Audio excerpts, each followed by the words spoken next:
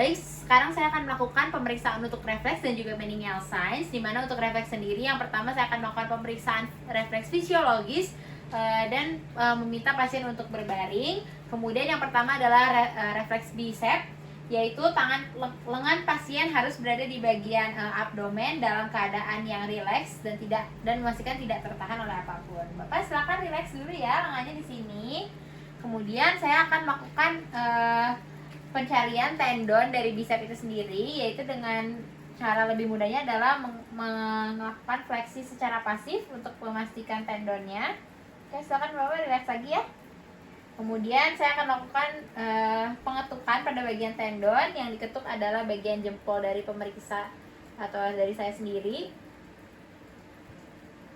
Responsnya bisa terlihat tadi ada sedikit fleksi dan bagian ototnya sendiri terasa berkedut. Kemudian selanjutnya yang sebelah kiri juga sama, dicari terlebih dahulu dengan difleksikan. Oke Bapak, relax lagi di sini ya.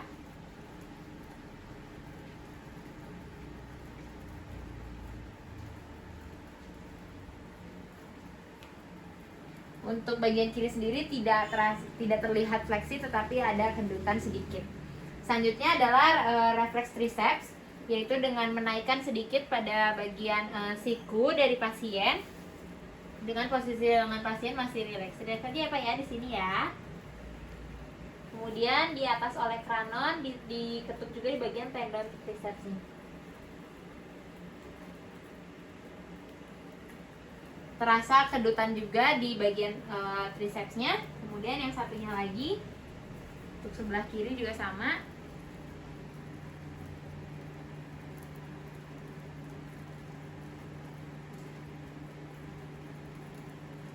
Terasa kedutan juga.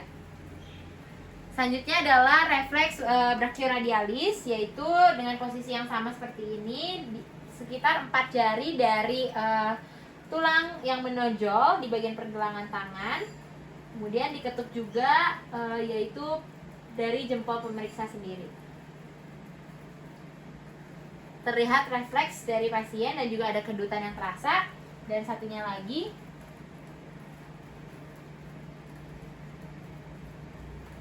juga ada refleks dan juga terasa kedutan. Artinya refleksnya positif dan tidak hipo maupun hiperrefleks.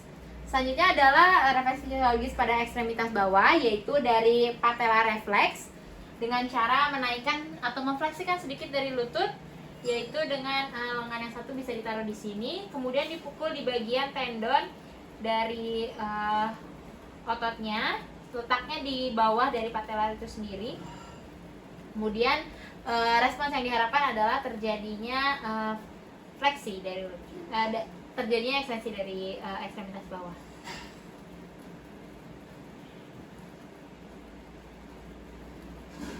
Oke, terjadi sedikit kedutan meskipun fleksinya tidak terlihat begitu jelas.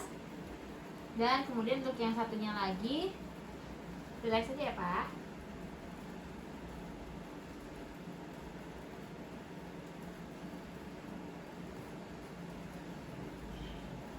Di sini juga tidak terlihat fleksi, namun ada terasa sedikit kedutan. Selanjutnya adalah refleks dari Achilles, yaitu dengan cara menyilangkan bagian kaki yang satu ke atas kaki yang satunya lagi.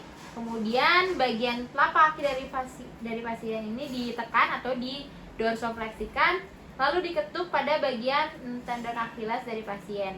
Refleks yang diharapkan adalah terasa seperti menendang tangan pemeriksa.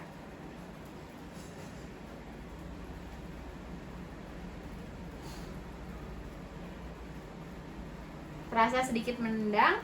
Kemudian untuk yang satunya lagi juga sama.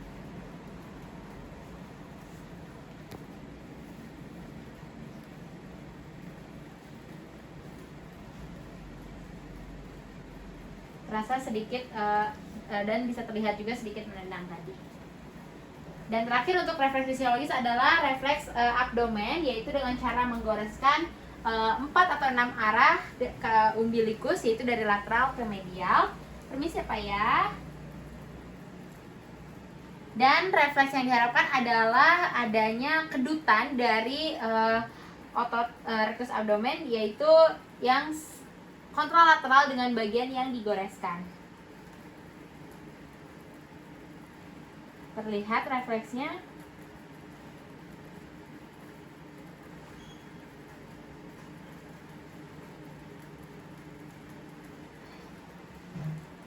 Oke. Untuk refleks abdominalnya pun ada. Baik, selanjutnya untuk refleks fisiologis sudah selesai. Selanjutnya akan dilanjutkan dengan refleks patologis yang dimulai dari Babinski, yaitu dengan menggoreskan pada bagian lateral dari telapak kaki, kemudian berbelok ke arah medial dan berhenti di jari telunjuk dari kaki pasien. Kemudian untuk refleks Babinski yang positif adalah apabila bagian jempol mengalami dorsofleksi, sedangkan 5 jari lainnya mengalami fanning secara satu persatu.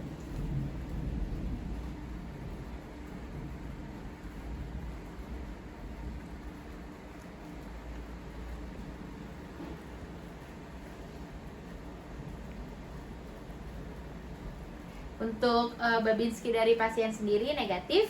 Kemudian selanjutnya adalah CHADOX, yaitu untuk respons positifnya sama seperti Babinski, dengan menggoreskan di bagian lateralnya saja secara garis lurus.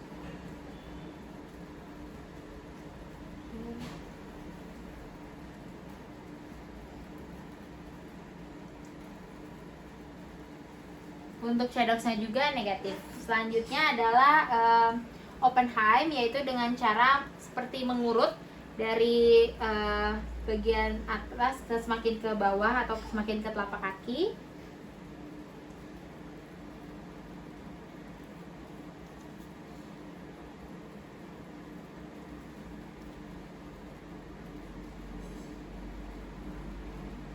Untuk Oppenheim-nya juga negatif pada pasien. Selanjutnya adalah selanjutnya adalah Gordon, yaitu dengan menekan pada otot di bagian belakang atau di gastrocnemius.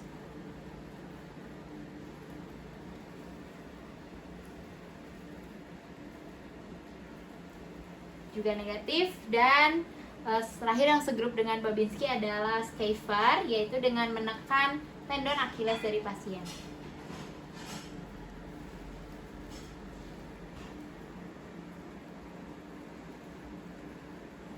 Untuk Schaefer-nya juga negatif. Kemudian selanjutnya adalah Rossolimo dan juga Mendel-Bechterew, yaitu untuk Rossolimo sendiri adalah mengetuk pada bagian ball of foot, yaitu berada di metatarsal 2 sampai 5 di bagian plantarnya.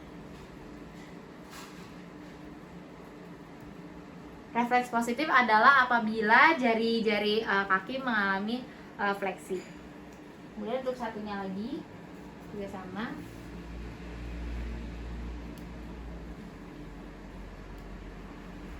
Untuk Rossolimo-nya negatif, dan kemudian untuk Mendel-Bechterew itu sama di metatarsal 2 sampai 5 tetapi di dorsumnya.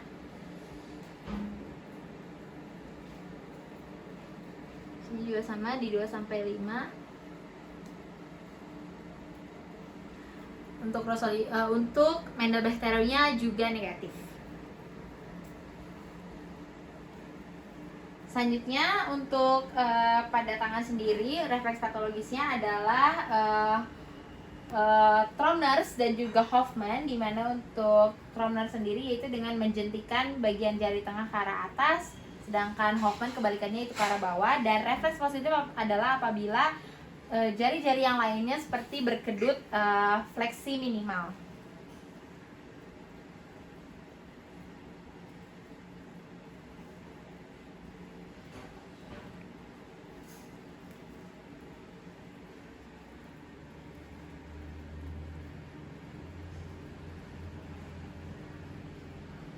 Untuk Tromners dan juga Hoffman-nya negatif. Kemudian saya akan berlanjut ke refleks regresi. Yang pertama adalah refleks glabella, yaitu dengan mengetukkan di bagian antara alis atau di bagian yang lurus dengan hidung, dan mengetuk sebanyak 8 kali. Apabila pasien masih mengedip dengan kedipan yang teratur mengikuti irama ketukan, artinya positif. Baik Bapak, selanjutnya saya minta Bapak buka mata, tetapi mohon lihat ke bawah ya Pak ya. Oke.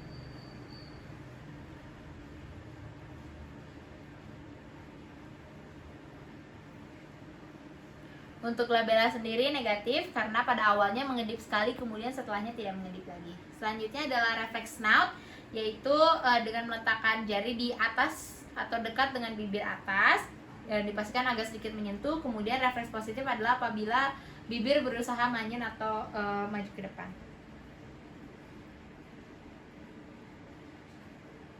Juga negatif. Selanjutnya untuk refleks regresi yang berikutnya adalah palmomental reflex, yaitu dengan menggoreskan pada otot tenar dan memperhatikan dagu pasien apakah berkerut atau tidak.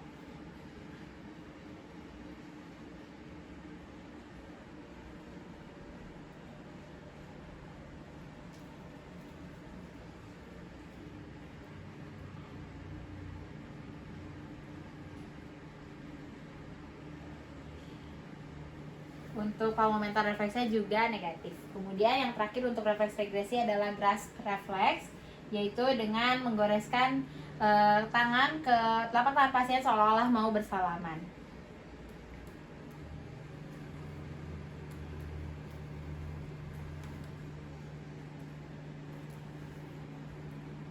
Karena refleks pasien tidak menggenggam atau tidak berusaha menggenggam, maka negatif juga. Kemudian yang terakhir adalah meningeal signs. Yang pertama adalah nuchal rigidity.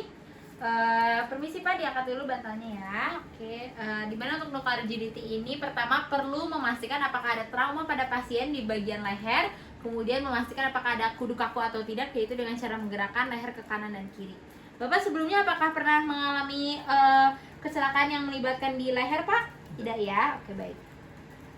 Kalau sakit bilang ya Pak? Ya. Oke, karena pasien bisa menggerakkan ke kanan dan kiri, maka tidak ada kudu kaku. Kemudian selanjutnya untuk tes nuchal rigidity sendiri, yaitu dengan menaikkan bagian kepala sehingga dapat menyentuh ke dada. Tangan yang satunya adalah menahan di sternum supaya tidak terangkat. Baik Pak, permisi ya. Kalau sakit bilang Pak. Oke. Untuk nuchal rigidity-nya negatif. Kemudian sambil melakukan nuchal rigidity juga dilihat pada bagian tungkainya apakah mengalami fleksi baik satu ataupun keduanya atau tidak. Maka dilakukan sekali lagi untuk melihat Brudzinski 1 apakah positif atau tidak. Brudzinski 1-nya negatif. Selanjutnya adalah Brudzinski 2, di mana untuk mengeceknya dibarengi dengan Kernig sign. Untuk Kernig sign sendiri yaitu dengan melakukan fleksi dari salah satu tungkai, kemudian diangkat harus bisa di bawah 130 derajat sampai 130 derajat tanpa merasa sakit atau mengadu, dan kemudian dilihat pada tungkai yang tidak dilakukan Kernig sign-nya apakah melakukan fleksi atau tidak, yang menunjukkan Brudzinski 2 yang positif.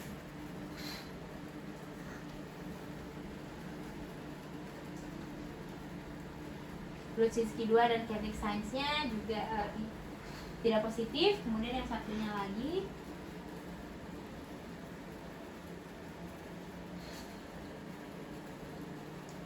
juga negatif. Selanjutnya untuk Brudzinski 3, yaitu dengan melakukan penekanan pada tulang zigomatik pasien menggunakan jempol dan melihat apakah lengan pasien menarik atau fleksi ke dada atau tidak. Bapak silakan lengannya ditaruh di samping kanan dan kiri. Iya, boleh relax saja ya Pak ya. Untuk Brudzinski 3 juga negatif. Dan yang terakhir untuk Brudzinski adalah Brudzinski 4, yaitu dengan menekan pada bagian atas dari simfisis pubis, melihat apakah terjadi fleksi dari tungkai atau tidak.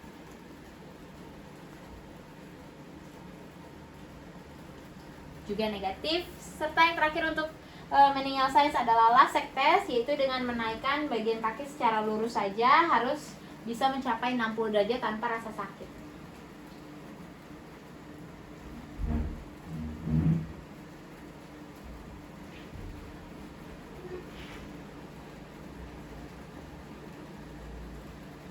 Laseknya juga negatif, tidak ada berusaha pertahanan dari pasien ataupun rasa sakit.